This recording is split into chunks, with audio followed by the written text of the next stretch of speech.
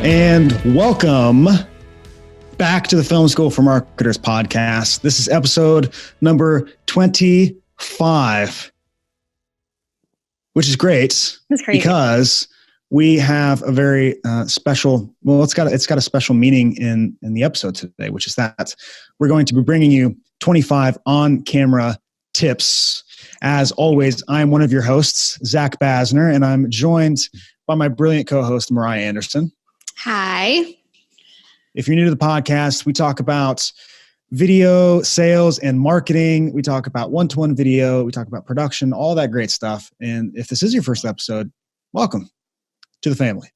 We hope that you get everything you need from it. And make sure you check out the Facebook group. So anyhow, it's episode number 25. So Mariah and I came up with the idea, well, it was mostly my idea. Yeah. To do 25 on-camera tips. These are all great things, whether you're doing one-to-one video, you're doing produced video, if you are a videographer, if you're a subject matter expert, whatever the case might be, and however you use video in what you do, I think we've got some great stuff. We're going to go back and forth. So my first tip, actually, no, Mariah, you go first. Okay. My first tip is to pick a time of day that you are most energized to film. The worst thing that you could do is if you're super tired by the end of the day, people are going to notice when you're on camera. It's not going to be as good as it would be if you did it earlier on. So pick that time of day that you know is prime time for you. Yeah, don't do it when you're a grouch. No. No one wants to see that. My first tip is, and the reason I say this is because this is how I started my video journey, is to try out some live streaming. So Facebook Live, LinkedIn Live, Instagram Live, something like that, something where you can engage directly with your audience. And it also gets you used to things like looking into the camera and different things like this. You don't have to prepare a lot for a live stream. And so that's what I recommend starting with first and then doing some produced style videos. So my next one is being aware of your surroundings. So if you're doing a produced video, chances are that's going to be already solved for and looked out for you. But if you're doing a one-to-one video, be aware of, are there loud things happening behind you? Like you might be hearing my dog chewing on a bone right now. Do you have people behind you doing crazy things and walking into the shot and be like, oops, I shouldn't be there? Just be aware of what's going on around you and what can be distracting to the person watching.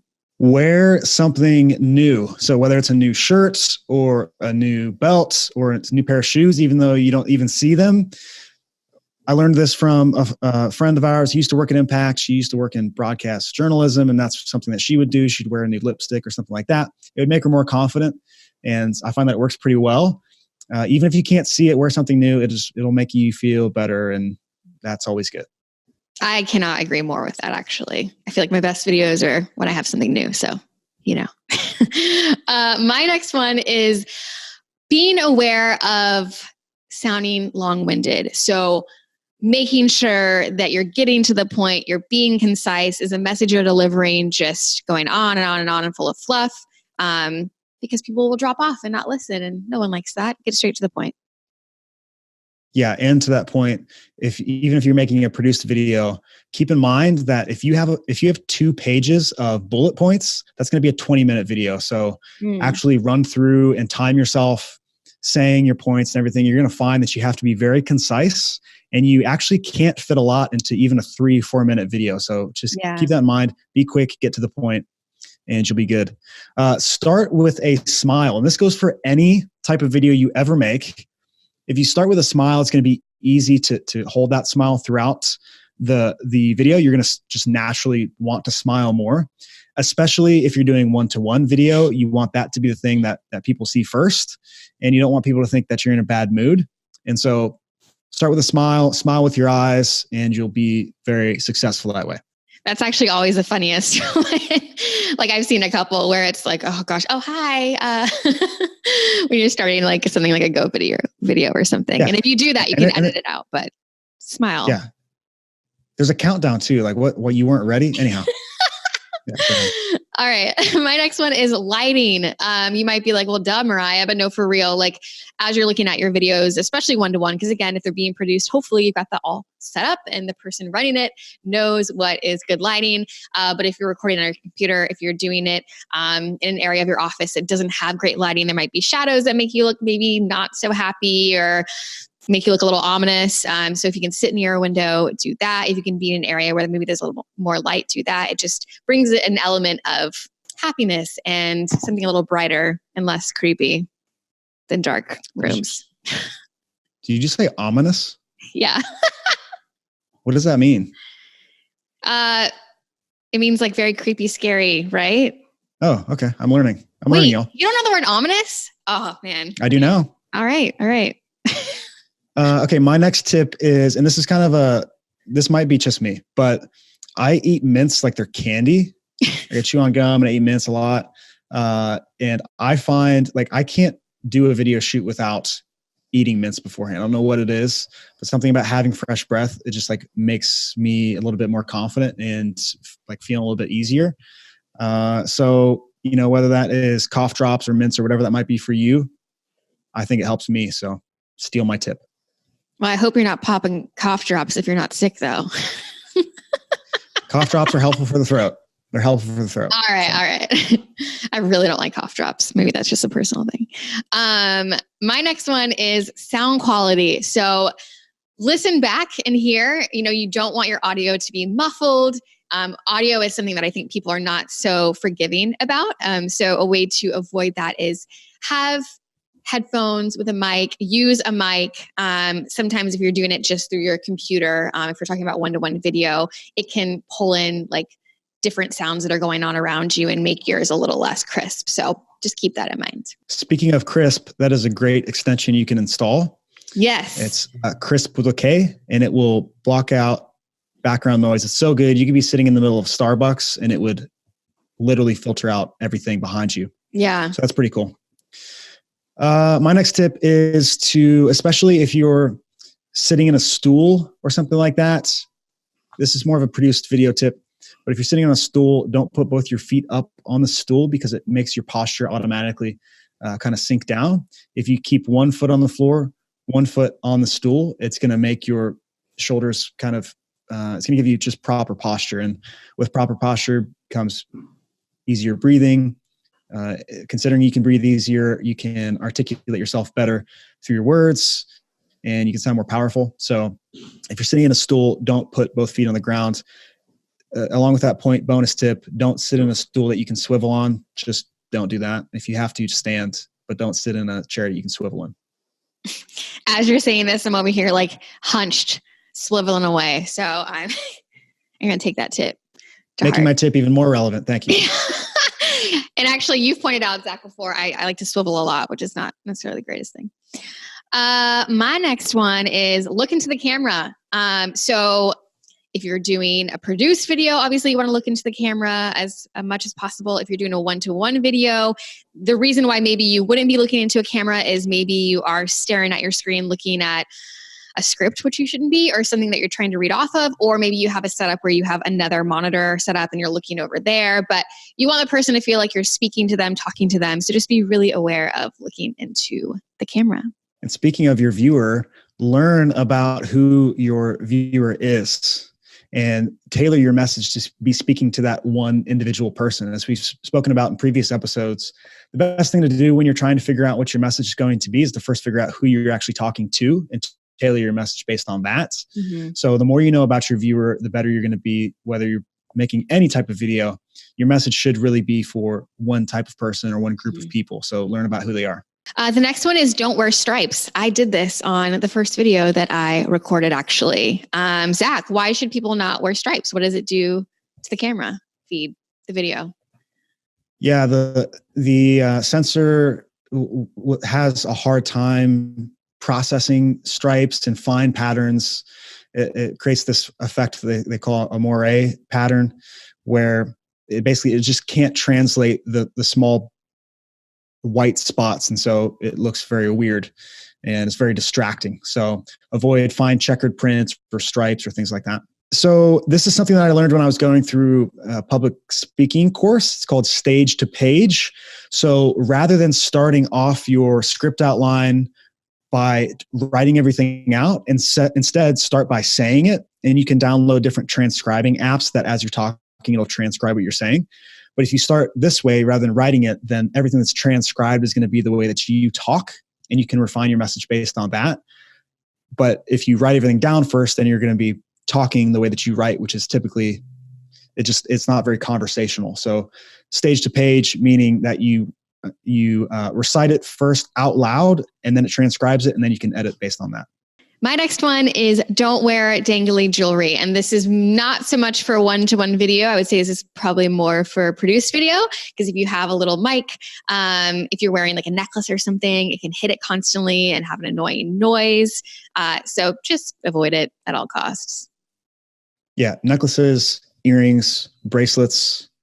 Some of you gals like to wear like 15 bracelets, and it sounds like jingle bells as you're talking, as you're moving around, and it will make life very, very hard for whoever's editing that audio. So avoid that. My next thing is enforce the no stop rule on yourself. The no stop rule meaning that you can't stop in the middle of a take. If you know you can stop in the middle of a take, what are you probably going to do? Stop all the time.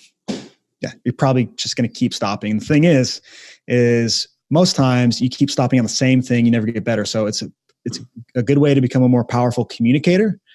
And it's also going to make just better video content overall if you enforce the no stop rule on yourself. And you're going to seem so much more annoyed like each time that you do it. So it's just probably going to get perpetually worse. Yes. So my next one is know what your thumbnail is going to be before you shoot your video. And this is more for one-to-one videos. So, instead of you just sitting here boring like this, think through, like, am I going to use a whiteboard? Am I going to have a swivel chair and spin around and fly in? Am I going to do the wave? Like whatever it might be, you want to make sure you capture that in the video that you're doing. I can't take credit for this tip because I learned about it through this incredible guy. His name's Mark Bowden. And I've talked about this before, but the truth plane. So having open body language when you're communicating your message versus crossing your arms, or maybe not even using your hands at all. Maybe having them folded on your desk or behind your back or something like that. So use the truth plane. Open body language doesn't necessarily mean you have to communicate like this, but just using your hands in some way and just being open will show that you are more trustworthy. So use it for good or for worse, but hopefully good. Love it. Limit your distractions. So if you are in an office setting and you're trying to record some videos, from the produced side of things, the person who is running your video shoot should know this and put you in an area of your office or place where there's not going to be a lot of things going on in the background. But if you're working from home, I personally do. I've got a dog who is running around, and it makes it really hard to shoot videos. So being aware of at what point is it going to be prime time for me to be able to do that without distractions, or just anything you might have going on around you that could make you not as focused on the videos you're producing. You just want to limit that at all costs. Yeah. Speaking of distractions, be aware of your appearance and what you're wearing. There's nothing more distracting than a tie that's not like fully up to the collar, or a collar like a lapel that's all screwed up, or something that's just out of place. It's distracting. So find somebody who cares about you, who loves you, and ask them, hey, do I look okay? Is everything all right with this? Or just look in a mirror. That also helps as well. Those are really great inventions. I'm not sure when this came out, but they're really useful. Practice makes perfect. So no one that I know likes how they look on camera, wants to watch themselves all the time. No one really likes how they sound on camera, especially when you're getting started. You might not be that great. That's totally fine. Nobody is, but just understand that it's going to take time, but that time is going to make you better. So continue to practice. And if you feel like my first couple of videos are horrible, I don't ever want to do it again, don't let that hold you back. Know that it's just going to take a little bit of time, and be okay with that process. Okay. My last tip is, if you are looking to prepare your message and you want to have your points come through clearly, and so you want to make sure you hit everything, rather than making a full script where you're actually spelling everything out word for word, make a script outline which has bullets on it, and each bullet is the point that you want to make. If you're doing stage to page, then first go through your whole script and then go back and summarize all those thoughts or points that you had into bullet points so that that's what you can use when you're actually shooting your video. So before we wrap this up, in the spirit of all of these wonderful tips and value, I wanted to let our lovely audience know about something super cool happening on November 14th, and that is Vidyard's Fast Forward Virtual Summit. Tons of sessions by industry experts happening, talks about video marketing, video for sales, how to use it within your organization. It's free to sign up. I'm going to include the link in the show notes. You should definitely check it out. Yours truly is also going to be doing a session about enabling your sales team to use video and crush it in the sales process. Check it out. Would love to have you guys join. But today's been awesome. If you have additional tips that work really well for you, drop them in the comments. Let us know. Yeah. Go support our girl Mariah at the Vidyard Fast Forward Summit. Is that what it's called? Fast Forward Virtual Summit. Yeah, Fast Forward Virtual Summit. A virtual summit, y'all. This is 2019. We can do anything now. Imagine what we're going to be able to do in 2020. It's going to be nuts. So make sure you go check her out. And Ellen. Ellen's amazing. And y'all are presenting together. So that's going to be fun. Yes. But yeah, let us know if you have any tips. Put them down in the comment section or tweet us at Impact FSM. We hope you are going to join us next week as well for episode 26. I have no idea what we're going to talk about, but I can guarantee you it's going to be a roaring good time. So if you haven't done so, make sure you subscribe on Spotify, on iTunes, on YouTube so that you don't miss it. We thank you all for tuning in today. We love you so much. And until we see you next time, keep learning.